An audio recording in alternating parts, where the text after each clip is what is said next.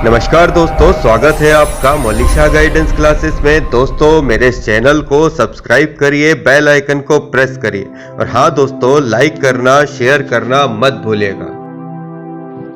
क्या आप जानते हैं माइकल जैक्सन 150 साल जीना चाहता था, पर 50 के उम्र में मौत जीवन को कैसे जिए। किसी से साथ हाथ मिलाने से पहले दस्ताने पहनता था, लोगों के बीच में जाने से पहले मुंह पर मास्क लगाता था। अपनी देखरेख करने के लिए उसने अपने घर पे 12 डॉक्टर्स नियुक्त किए हुए थे, जो उसके सर के बाल से लेके पांव के नाखून तक की जांच प्रतिदिन किया करते थे। उसका खाना लेबोरेटरी में चेक होने के बाद उसे खिलाया जाता था। स्वयं को व्यायाम करवाने के लिए उसने 15 लोगों को रखा हुआ था।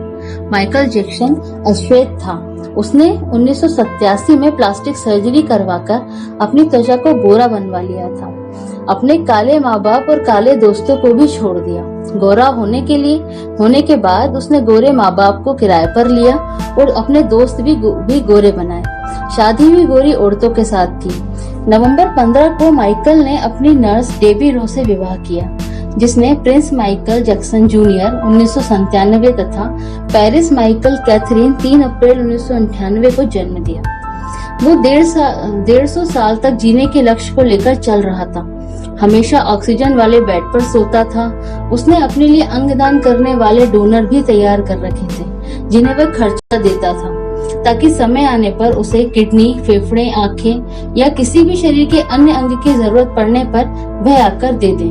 उसको लगता था कि वह पैसे और अपने रसूख की बदौलत मौत को भी चकमा दे सकता है, लेकिन वह गलत साबित हुआ। 25 जून 2009 को उसके दिल की धड़कन रुकने लगी। उसके घर पर 12 डॉक्टर की मौजूदगी में हालात काबू में नहीं आए। सारे शहर के डॉक्टर उसके घर पर जमा हो गए, वह भी उसे बचा नहीं पाए। उसने 25 साल तक डॉक्टर की सलाह के विपरीत कुछ नहीं खाया।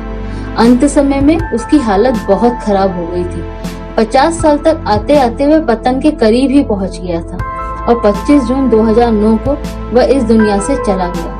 जिसने अपने लिए 150 साल जीने का इंतजाम कर रखा था, उसका इंतजाम धरा का धरा रह गया। जब उसकी बॉडी का पोस्टमार्टम हुआ तो डॉक्टर ने बताया कि उसका शरीर हड्डियों का ढांचा बन चुका था। उसका सिर गंजा था, उसकी पसलियां, कंधे, हड्डियां टूट चुके थे।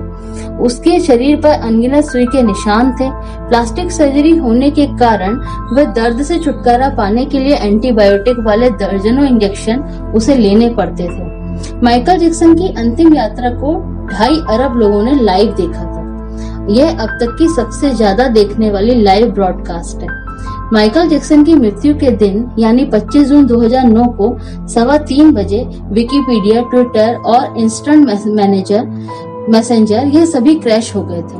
उसकी मौत की खबर का पता चलते ही गूगल पर 8 लाख लोगों ने माइकल जैक्सन को सर्च किया। ज्यादा सर्च होने के कारण गूगल पर सबसे बड़ा ट्रैफिक जाम हुआ था और गूगल क्रैश हो गया था। 2.5 घंटे तक गूगल काम नहीं कर पाया और मौत को चकमा देने की सोचने वाले हमेशा मौत से चकमा खा ही जाते हैं। सार यही है, बनावटी दुनिया के बनावटी लोग कुदरती मौत की बजाय बनावटी मौत ही मरते हैं। क्यों करते हो गुरूर अपने 4 दिन के ठाट पर? मुट्ठी भी खाली रहेगी जब पहुंचोगे घाट पर। कुछ गंभीर प्रश्न चिंतन अवश्य कीजिएगा।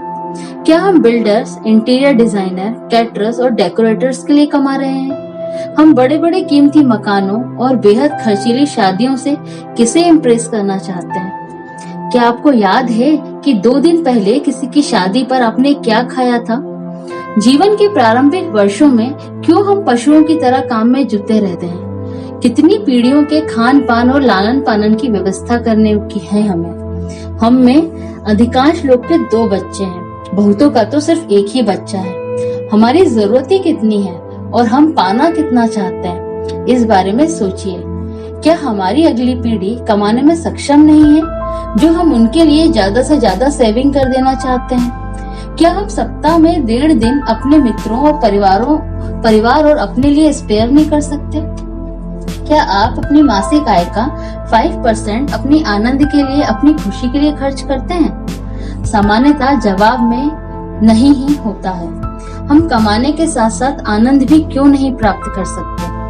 इससे पहले कि आप स्लिप डिस्क का शिकार हो जाएं, इससे पहले कि आप कोलेस्ट्रॉल और हार्ट को ब्लॉक कर दें, आनंद प्राप्ति के लिए समय निकालिए।